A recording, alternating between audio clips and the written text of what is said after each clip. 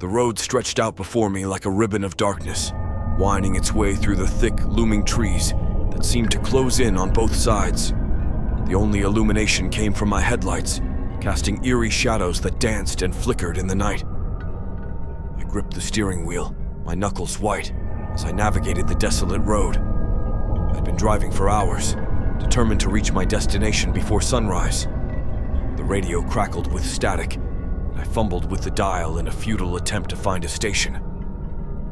All I got was an eerie silence, broken only by the occasional whisper of the wind through the trees. The darkness was oppressive, and the isolation was suffocating. I could feel the weight of the night pressing down on me, and a sense of unease settled in the pit of my stomach. I glanced at the GPS on the dashboard, but it was no help either, showing only a blank screen. I shook my head, trying to dispel the growing sense of dread that had settled over me. I told myself it was just my imagination, that I was letting the isolation get to me.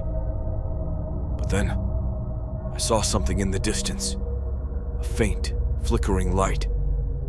Relief washed over me as I realized it was the glow of a gas station sign.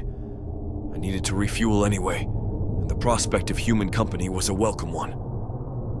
As I got closer, the gas station appeared abandoned, the windows covered in grime, and the sign swinging ominously in the wind. I parked the car and stepped out, the chill of the night air sending a shiver down my spine. The gas station's overhead lights were dim, casting long, eerie shadows across the cracked pavement. I hesitated for a moment, then pushed open the door to the convenience store. The inside was even worse than I had expected. Shelves were overturned and the floor was littered with debris.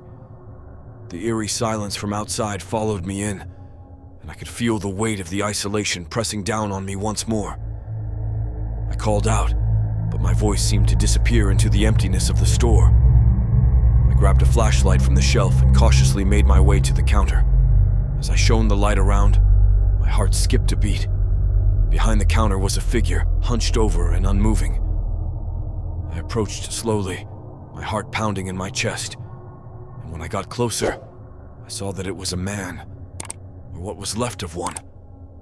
His skin was pale and stretched tight over his bones, his eyes wide open in a frozen expression of terror. His clothes were torn and covered in dirt, and his throat